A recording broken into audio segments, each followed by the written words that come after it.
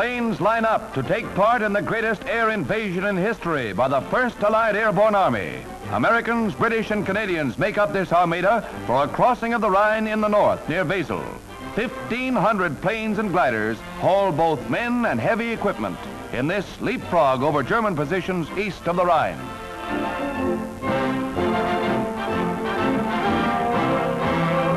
This trip is really necessary for victory as the first planes get away. Tow ropes are carefully guided to avoid fatal snarls.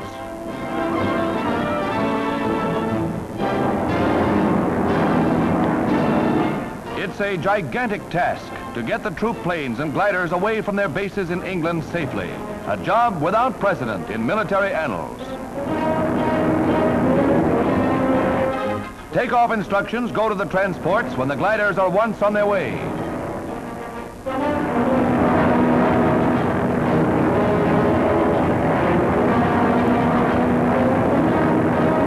Winston Churchill and General Eisenhower observe progress from the ground near the Rhine.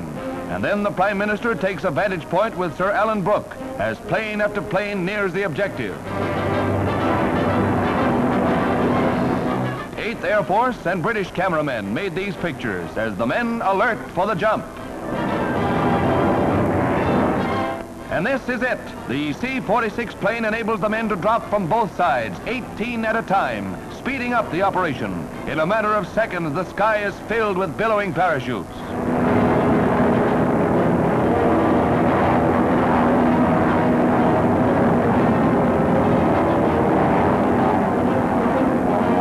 Next, the glider troops.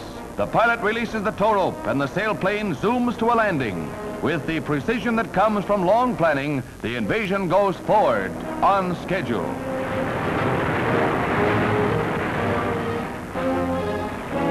The first wave of troops are out fast to take up their positions as they wait for their other buddies to land. One after another, the planes glide in, and some are hit by enemy shells.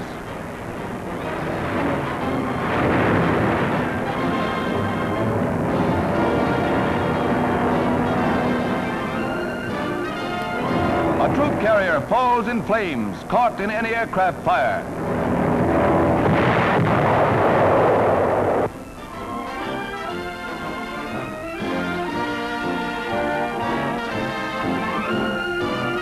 With more split-second timing, artillery opens up.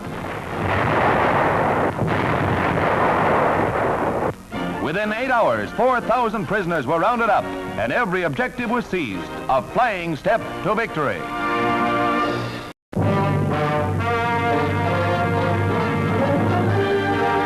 Anti-mine tanks clear a path along the western front. The flails detonate the mines.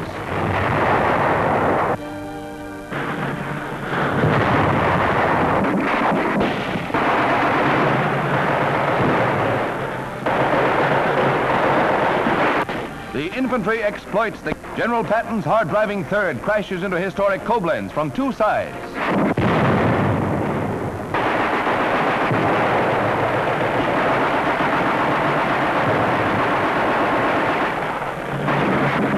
Right on the heels of the Yanks is Universal's Tom Priestley, who can generally be found where the going is hottest.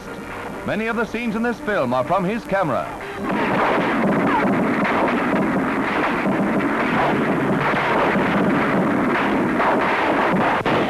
The mop-up continues, street by street.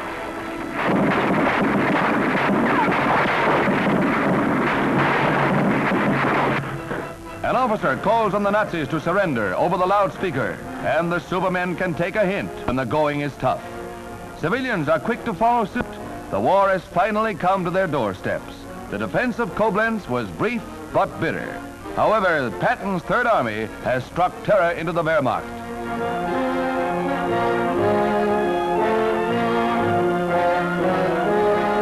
Could be a Hitler hangover, or maybe just a Patton pasting. Another rail center is paralyzed. Looming over captured Koblenz from across the Rhine is the ancient fortress castle of Ehrenbreitstein. Koblenz is again in American hands, just 22 years after Allied occupation. Back again.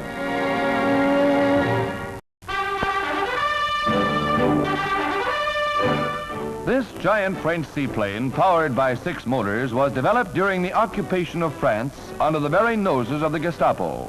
The methods by which the plane was built in spite of the Gestapo are as secret as the plane's specifications. This plane represents France's bid for a place in post-war air commerce.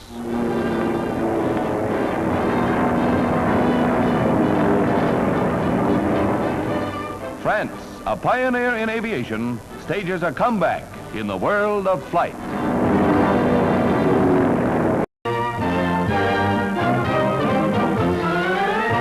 Bastogne in Belgium will long be remembered as the site of the heroic stand of the isolated 101st Airborne Division. Supreme Commander Eisenhower, in the midst of historic battlefields, honors the Screaming Eagles in a ceremony without parallel in war history. It is a great personal honor for me to be here today, to take part in a ceremony that is unique in American history. Never before has a full division been cited by the War Department in the name of the President for gallantry in action. Watching the presentation is screen actress Marlene Dietrich. The 101st withstood von Rundstedt's final effort to break the Allied offensive when he endeavored to spearhead an attack through Belgium during the Battle of the Bulge. General Eisenhower himself salutes the heroic division, whose commander, General McAuliffe, turned down the German demand for surrender with the famous word, nuts.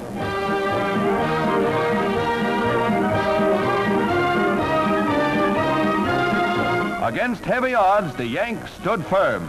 From such bravery, victory is forged.